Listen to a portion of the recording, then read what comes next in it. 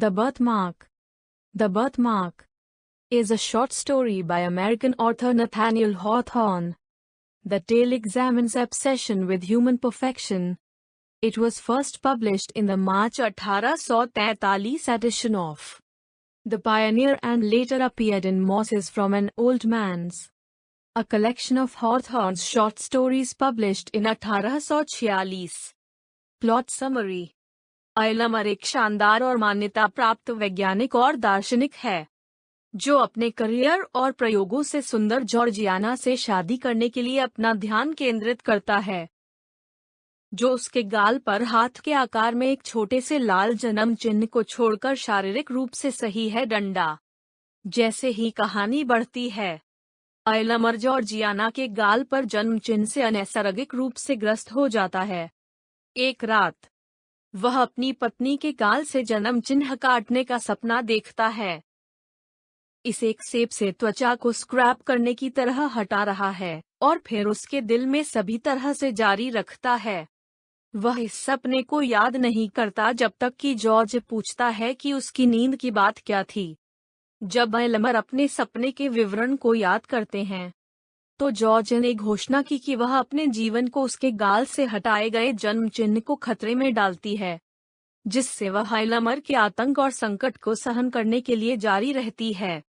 जब वह उसे देखता है, अगले दिन आयलमर ने विचार किया और फिर जॉर्ज को उन अपार्टमेंटों में ले जाने का फैसला किया जहां वह प्रयोगशाला रखता है।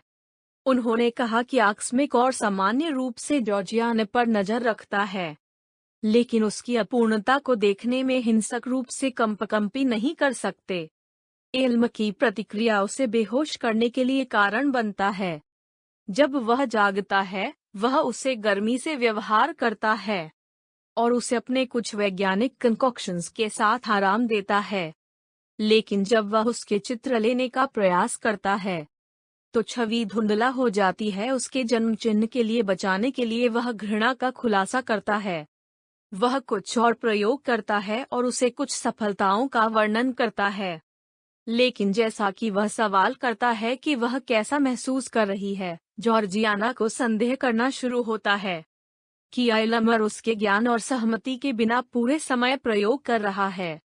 एक दिन वह उसे अपनी प्रयोगशाला में ले जाती है और उसे वहां देखकर आयलमर ने उस पर भरोसा नहीं करने का आरोप लगाया है और कहती है कि कमरे में उसका जन्म चिन्ह होने से उनके प्रयासों को खत्म हो जाएगा।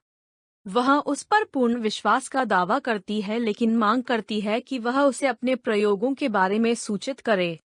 वह इससे सहमत है और पता चलता है कि उनका वर्तमान प्रयोग जन्म चिन्ह को हटाने का आखिरी प्रयास है और जॉर्जियाना औषधि लेने की प्रतिज्ञा करता है, चाहे किसी भी खतरे की परवाह किए बिना वह उसके लिए बन गया हो। इसके तुरंत बाद आयलमर उसे औषधि लाता है, जिसे वह कुछ बूंदों के साथ एक रोगग्रस्त पौधे को फिर से जीवंत करके प्रभावी रूप से प्रदर्शित करता है, विरोध करते हुए कि उसे अपने पति पर भरोसा करने के लिए सबूत की आवश्यकता नहीं है।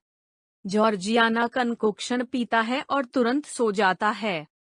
आयलमर देखता है और आनंदित होता है क्योंकि जन्म चिन्ह थोड़ा सा फीका होता है। एक बार यह लगभग चला गया है। जॉर्जा एक दर्पण में उसकी छवि देखने के लिए जागता है। जन्म चिन्ह लगभग पूरी तरह से फीका हुआ। वह मुस्कुराती है, लेकिन फिर इल्म को सूचित करती है कि वह मर रही है।